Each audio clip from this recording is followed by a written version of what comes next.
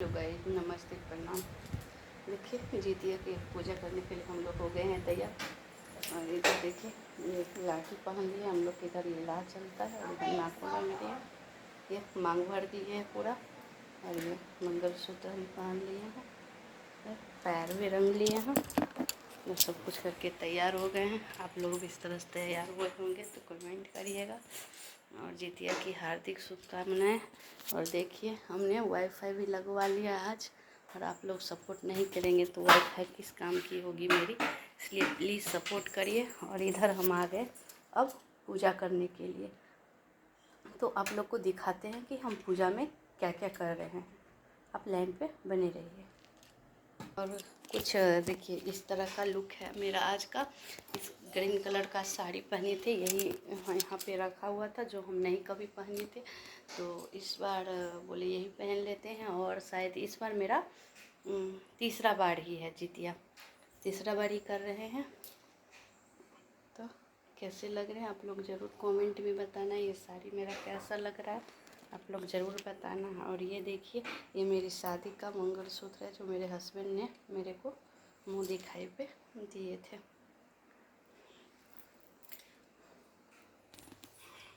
तो आप पूजा करने जा रहे हैं और दिखाते हैं आप लोग को हम पूजा में क्या क्या कर रहे हैं। इधर देखिए, हम आ गए हैं पूजा करने के लिए। और इधर सब भगवान जी को मैं अच्छे पोंछ रही हूँ।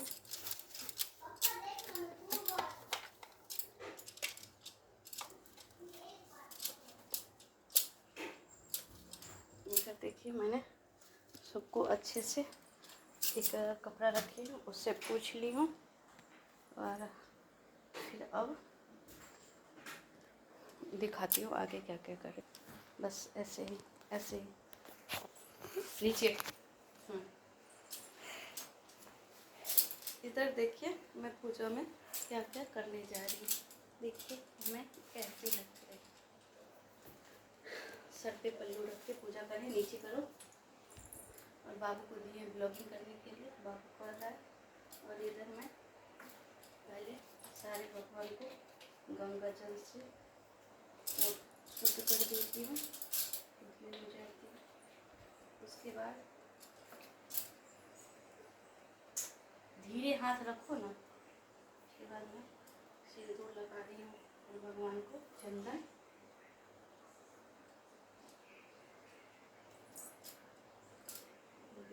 ये पूजा होता है ना, है वो ले लो, इतना जोर जोर से तो कुल पानी। देखिए, मैं पार्वती मैया को लगा कि थोड़ा सा मन में पार्वती कहाँ गए?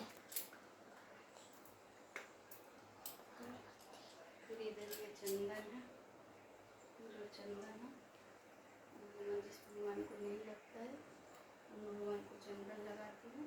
जैसा शंकर जी को अड़ोली नहीं लगता है तो संकट जी है, संकट जी उसको। और इधर विष्णु भगवान है, इनको भी मैं चंदन लगा दी। अब बारी है फूल चढ़ाने की। तो देख लीजिए, आज मेरे हस्बैंड ने बहुत सारा फूल ला दिया है। ये देखिए, ये क्या चीज़ का फूल है आप लोग कमेंट। ये गमला है नीचे, हाँ नीचे इधर करके। ये देखिए क्या चीज़ का फूल है आप लोग कमेंट में, बस ऐसे ही हाथ रखना, नीचे ही रखना, ऊपर। ये क्या चीज़ का फूल है आप लोग ज़रूर कमेंट में बताना। ठीक, आज ये सारा दो फूल के लेके आए, कमल के फूल चढ़ाने के लिए। कोमल, कमल कमल है वो, जानते हो, कमल है वो। बहुत सारा फूल ला दिए उन्होंने। यहाँ पे थोड़ा सा वो अगरबत्ती का गिरा हुआ था, बहुत सारा। देखिए, सुबह सुबह लाते सारा मुरझा गया फूल। देखिए,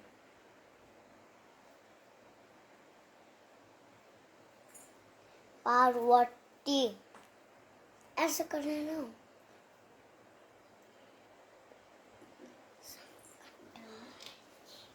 भगवान को अच्छे से शंकर जी को सजा दो, संकट।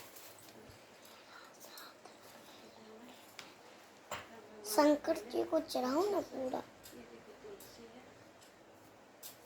तुलसी भी चढ़ाना जाता, जा तुलसी चढ़ाना शंकर जी को। संकट वहाँ बगले में है, हाँ वो संकट है। संकट को बहुत चढ़ाना पड़ता है संकट में। इधर देखिए, बहुत सारा अड़हुल का फूल दिए हैं। तुलसी, बहुत सारा तुलसी भी दे दिया है।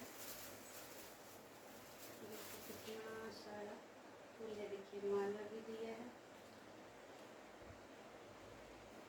संकट जी से लिए ना, इनको पहनाऊं। देखिए बहुत सारा तुलसी तुलसी तुलसी खाली रख दिए हैं। संकट को बनाना। इधर में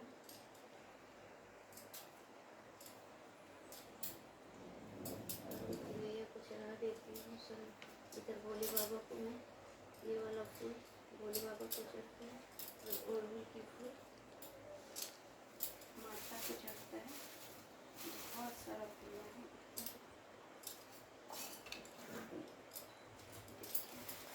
पीला फूल इनको चढ़ाती हूँ। गिरा मामा फूल टूट के। देखिए इतना सारा गेंदा का फूल, ये बहुत सारा अच्छे से भगवान को सजा देती हूँ। संकट जी के साथ रहे। संकट और है, दो संकट रहते हैं दोनों। उनको पीला फूल पसंद है, बस इसलिए मुझे पीला फूल दे रहे हैं।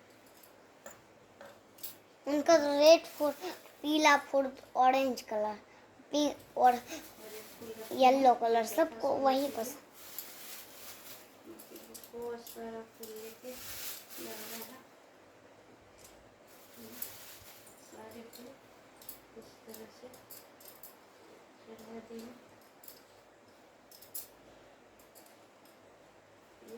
शंकर जी को चढ़ा दिए। संकट जो दो गए, संकट नाम है। मैं इनको दुर्गा जी को पहना देती हूँ। मैं माला दुर्गा जी को पहना देती हूँ। क्या दिखा रहे हो, क्या कर रहे हो? नहीं करना है, लाओ मोबाइल। देखिए इस तरह से मैं कर ली। भगवान, सारे भगवान को मैंने फूल चढ़ा दिया, और ये एक फूल हमने रख लिए। और ये पूजा का बर्तन है, इसको मैं अच्छे से धो ली थी। दिए के लिए मैं बाती तैयार कर रही हूँ।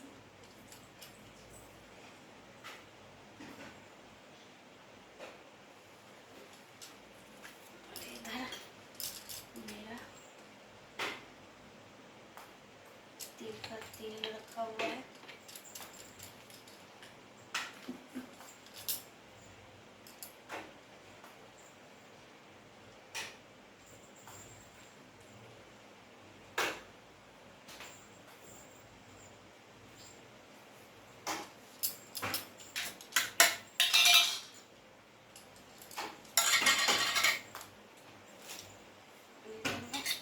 इसमें डाल देती हूँ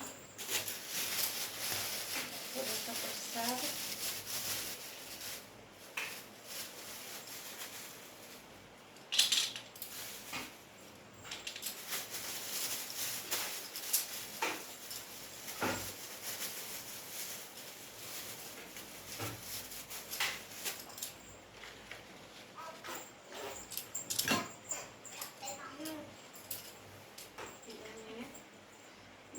प्रसाद, पहले प्रसाद से भगवान को थोड़ा थोड़ा मैं चढ़ा देती हूँ। मैंने भगवान के पास प्रसाद और फूल रख दिया।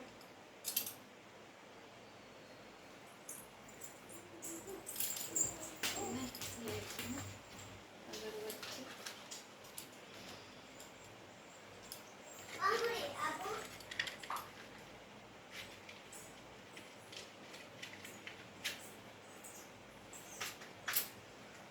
पत्ता सारा नहा ही गया है, एक भी सिलाई ठीक नहीं। मैं जला के देती हूँ। और इधर में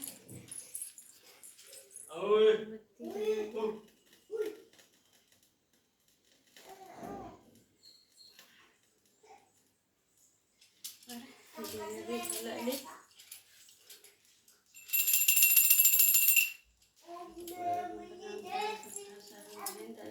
वसंतन विद्यारविंदं भवं भवन् सत्येन मन्यते माता च पिता त्वमेव त्वमेव विद्यारविन्दं त्वमेव सर्वं मम देव इधर में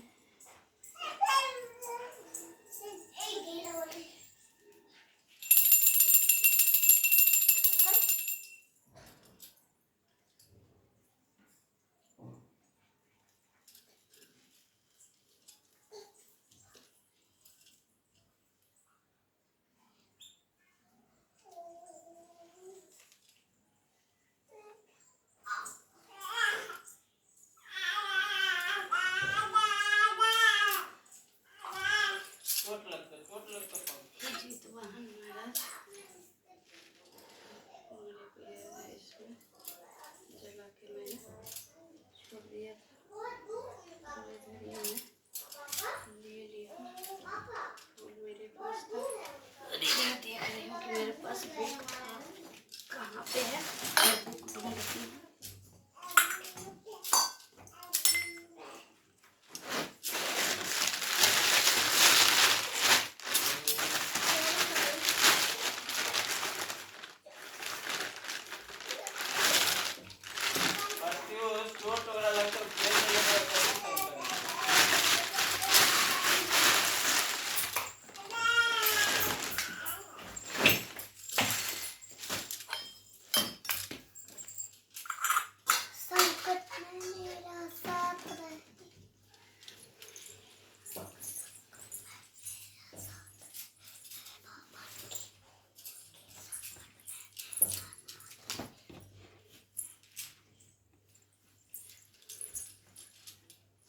यहाँ पे लेके मोबाइल रख दो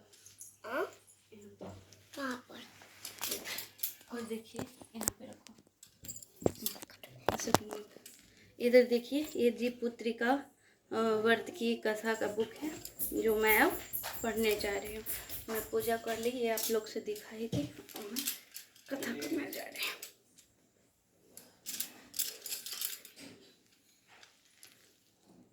शुरू कर रही हूँ। देखिए कथा शुरू करें। एक बार नैमी प्रसरण के निवासी श्री ऋषियों के संसार के कल्याणार्थ सूत जी ने पूछा, हे सूत कली काल में लोगों ने बालक किस तरह दीर्घायु हो सो कहिए। सूत जी बोले, जब द्वापर का अंत और कलयुग का आरंभ था उसी समय बहुत सी शोकाकुल स्त्रियों ने आपस में सलाह की कि क्या इस कली में माता के जीवित रहते पुत्र मर जाएंगे। जब वो आपस में कुछ निर्णय नहीं कर सकी तब गौतम जी के पास पूछने के लिए गई। जब उनके पास पहुंची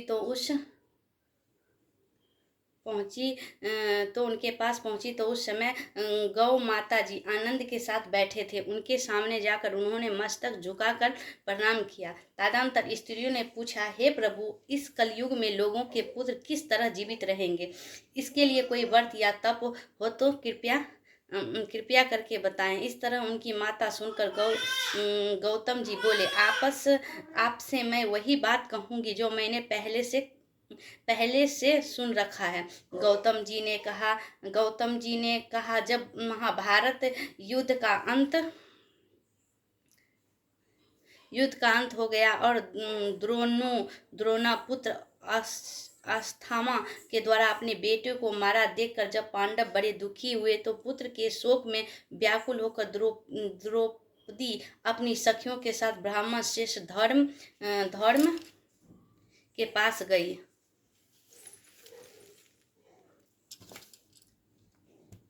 और उनसे धर्म ने कहा, हे वीनेंद्र, कौन सा उपाय करने से बच्चों दीर्घायु हो सकते हैं? कृपया करके ठीक कहिए। धर्म्यो बोले, सद्गुण में सत्य वचन बोलने वाले, सत्याचरण करने वाले। समसर्दी जी मुतवावाहन नामक एक राजा था। एक बार वह अपनी स्त्री के साथ अपनी ससुराल गया और वहीं रहने लगा। एक दिन आधी रात के समय पुत्र के शोक में व्याकुल कोई स्त्री रोने लगे क्योंकि वह अपने बेटे के दर्शन से निराश हो चुकी थी। उसका पुत्र मर चुका था और रोती हुई कहती थी, हाय मुझे बूढ़ी माता के सामने मेरा बेटा मारा जा रहा है। उसका रुदन सुनकर राजा जामुतीवाहन का तो नामो हृदय विदीर्ण हो गया। वह तत्काल उस स्त्री के पास गया और उससे पूछा, तुम्हारा बेटा कैसे मारा है? बूढ़ी ने कहा, गुरूर प्रतिदिन आकर गांव के लड़कों को खा जाता है। इस पर दयालु राजा ने कहा, माता अब तुम रो मत, आनंद से बैठो, मैं तुम्हें बच्चों को बचाने के रत्न करता हूँ। ऐसा कहकर राजा उस स्थान पर गया जहाँ गुरूर आकर प्रतिदिन मांस खाया करता था। उसी समय गुरूर भी उस पर टूट पड़ा है और मांस खाने लगा। जब अतिशय तेजस्वी गुरूर ने राजा का बायां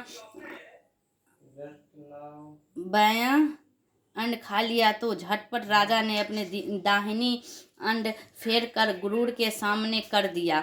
यह देखकर गुरुजी ने कहा, तुम कोई देवता हो? कौन हो तुम? मनुष्य तो नहीं जान पड़ते हो। अच्छा, आपने जन्म और कुल बताओ। पीड़ा से व्याकुल मन वाले राजा ने कहा, पक्षी राजा, इस तरह से प्रसन्न करना व्यर्थ है। तुम अपनी इच्छा भर मेरा मांस खाओ। यह सुनकर गुरु रुक गए और बड़े आदर से राजा के जन्म और कुल की बात पूछने लगे। राजा ने कहा, मेरी माता का नाम शोभ्या और मेरे पिता का नाम शालिवाहन है। सूर्य वंश में मेरा जन्म हुआ है और जमुतवाहन मेरा नाम है। राजा की दयालुता देखकर गुरु ने कहा, हे महाभाग, तुम्हारे मन में मैं जो अभिलाषा हो वह वर मांगो। राजा ने कहा, हे पक्षीराज, यदि आप मुझे वर दे रहे हैं तो वह वर दीजिए कि अपने अब तक जिन प्राणियों को खाया है वह सब जीवित हो जाए। हे स्वामिनी, अब से आप यहाँ बालकों को ना खाएं और कोई ऐसा उपाय करें कि जहाँ जो उत्पन्न हो वो लोग बहुत दिनों तक जीवित रहें। धैर्य से कहा कि पक्षीराज गुरु राजा को वरदान देकर स्वयं अमृत के लिए नागालोक चले। वहाँ से अमृत लाकर उन्होंने उन मरे मनुष्यों को हड्डियों पर बरसाया। ऐसा करने से सब लोग जीवित हो गए और जिनको कि पहले गुरूर ने खाया था, राजा ने त्याग और गुरूर की कृपा से वहाँ वालों का बहुत कष्ट दूर हो जाए। उस समय राजा के शरीर की शोभा दूनी हो गई थी। राजा की दयालुता देखकर गुरु ने फिर से कहा, मैं संसार में कल्याणार्थ और वरदान दूंगा। आज अश्विन कृष्ण सप्तमी से रहित शुभ अष्टमी तिथि है। आज ही तुमने यहाँ की प्राज्ञा को जीवन दान दिया है। हे वत्स, आप अब से यह दिन ब्रह्म भाव से होगा है, जो मूर्ति भेद में विविध नामों से विख्यात है। वही त्रिलोक से पूजित दुर्गा अमृत प्राप्त करने से अर्थ में जीवित पुत्रिका कहलाती है। 100 से तिथि को जो स्त्रियां उस जीवित पुत्रिका की और सुख की आकृति बनाकर तुम्हारी पूजा करेंगे तो दिनों दिन उनका सौभाग्य बढ़ेगा और वंश भी बढ़ती होती रहेगी। हे महाभाग, इस विषय में विचार करने की भी आवश्यकता नहीं। हे राजन, सप्तमी से रहित और उदय तिथि से अष्टमी को व्रत करे, यानी सप्तमी विध अष्टमी जिस दिन हो उस दिन व्रत ना करे, शुद्ध अष्टमी को व्रत करे और नवमी को पारण करे। यदि इस पर ध्यान ना दिया गया तो फल नष्ट हो ही जाएगा और सौभाग्य तो अवश्य नष्ट हो जाएगा। जामुतवाहन को इस तरह का वरदान देकर गुरु वैकुंठ धाम को चले गए और राजा की अपनी पत्नी के साथ अपने नगर को वापस चले आए। धर्म द्रौपदी ने कहते हैं कि हे देवी, मैंने यह अतिशय दुर्लभ व्रत तुमको बताया है। इस व्रत को करने से बच्चों दीर्घायु होते हैं। हे देवी, तुम भी पूर्वोक्त विधि से यह व्रत और दुर्गा जी का पूजन करो तो तुम्हें अभिलाषित फल प्राप्त होगा। मुनिराज धर्म की बात सुनकर द्रौपदी के हृदय में एक प्रकार का कतूहल उत्पन्न हुआ और पूर्ववासिनी स्त्रियों को बुलाकर उनके साथ यह उत्तम व्रत किया। गौतम ने कहा, यह व्रत और उसके प्रभाव को किसी एक चील ने सुन लिया और अपनी सखी सियारनी को बतलाया। इसके बाद वह पीपल वृक्ष की शाखा में बैठकर उस चील ने और उस वृक्ष के खोते में बैठकर सियारनी ने भी व्रत किया। फिर वही मादा चील किसी उत्तम ब्राह्मण के मुंह से यह कथा सुन ली और पीपल के खोते में बैठी हुई अपनी सखी को सुनाया। सियारनी ने आधी रात को सुनी थी कि उसे भूख लग गई और वह उसी समय शव से भरे हुए शमशान में पहुंची। वहां उसने इच्छा भर मांस का भोजन किया और चील बिना कुछ खाए पिए रह गई और सवेरा हो गया। सवेरे वह गौशाले में गई और वहां गौ का दूध पिया। इस तरह नवमी को उसने पालन किया। कुछ दिनों बाद वो दोनों मर गई और अयोध्या में किसी धनी व्यापारी के घर में जन्मी। संयोग से उन दोनों का जन्म एक ही घर में हुआ, जिसमें सियारनी ज्येष्ठ और चील छोटी। वो दोनों सभी शुभ लक्षणों से युक्त थी, इसीलिए बड़ी लड़की काशीराज के और छोटी उनके मंत्री के साथ ग्राहपात्य अग्नि के समान विधि पूर्वक ब्याही गई। पूर्व जन्म के कर्म फल से वह मृगयानी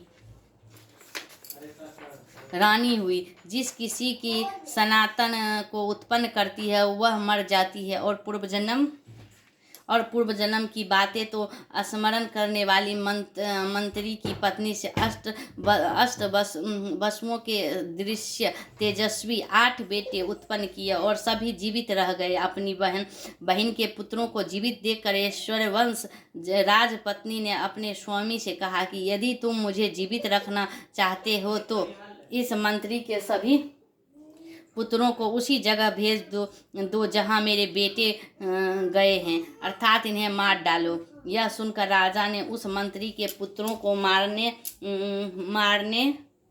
के लिए कई प्रकार के उद्योग किए, पर मंत्री पत्नी से जीवित पुत्रिका के पुण्य फल से बचा लिया। एक दिन राजा ने अपनी आदमियों से उन पुत्रों का सिर कटवाकर पिटरी में रखवाया और पिटरी उनकी माता मंत्री पत्नी के साथ भेज दिया। किंतु वो 8 सिर बेश कीमती जवाहरात और हो गए, और भले चंगे वो 8 लड़कों अपनी माता के पास वापस चले गए, जिन्होंने जीवित देखकर राजपत्नी को बड़ा विस्मय हुआ। अंत में वह मंत्री की पत्नी के पास आई और उसने पूछा, बहन, तुमने कौन सा ऐसा पुण्य किया जिससे बार बार मारे जाने पर भी तुम्हारे बेटे नहीं मरते? इस प्रकार मंत्री की पत्नी ने कहा, पूर्व जन्म में मैं चील थी और तुम सियारनी। हमने और तुमने साथ साथ जीवित पुत्रिका का व्रत किया था। तुमने व्रत के नियमों का भली भांति पालन नहीं किया था और मैंने किया था। इसी दोष से हे बहन, तुम्हारे बेटे नहीं जीते हैं। वो राजरानी, अब भी तुम उस जीव पुत्री का व्रत करो तो तुम्हारे बेटे दीर्घायु होंगे। मैं तुमसे सच कह रही हूँ। उनके कथानुसार रानी ने व्रत किया, तभी से उनके कई बेटे सुंदर और दीर्घायु होकर बड़े राजा हुए। सूत जी ने कहते हैं कि इस सब प्रकार का आनंद देने वाले मैंने यह दिव्य व्रत बतलाया। स्त्रियां चिरंजीवी सनातन चाहती हो तो विधि पूर्वक यह व्रत करें। बोलो जी पुत्रिका व्रत कथा की जय। जी बोलो जी पुत्रिका व्रत कथा की जय। तो जी पुत्रिका व्रत कथा की जय। मैं जी पुत्रिका व्रत कथा कर दी और आप लोग सुन लिए होंगे कि ये व्रत अपने बच्चों के लिए किया जाता है, उसके दीर्घ आयु के लिए किया जाता है। जो स्त्री ये व्रत नहीं करती है उनके बच्चे को कष्ट होता है, उनके बच्चे मर जाते हैं। इसलिए ये व्रत हर वो माँ को करना चाहिए जिनके बेटे या बेटी हो, कुछ भी हो, ये उन हर माँओं को करना चाहिए जिनके बेटे या बेटी हो। तो इस कथा को समाप्त हो गया अब, तो बस अब रहने देते हैं ब्लॉग को यहीं तक। अगर मेरी कथा और पूजा अगर आपको अच्छी लगी हो तो आप लोग प्लीज़ कमेंट कीजिएगा और शेयर कीजिएगा और लाइक कीजिएगा। इसी के पास इसी लास्ट शब्दों के साथ मैं अपना ब्लॉग बंद कर रही हूँ। और प्लीज़ आप लोग सपोर्ट कीजिए। भगवान से मैं विनती करती हूँ, दुर्गा माँ से, कि प्लीज़ आप लोग सपोर्ट कीजिए मेरे को। आपकी सपोर्ट की बहुत ज़्यादा ज़रूरत है हमें, प्लीज़। एक बार फिर से इसी के साथ बोलते हैं जी, पुत्रिका व्रत कथा की जय।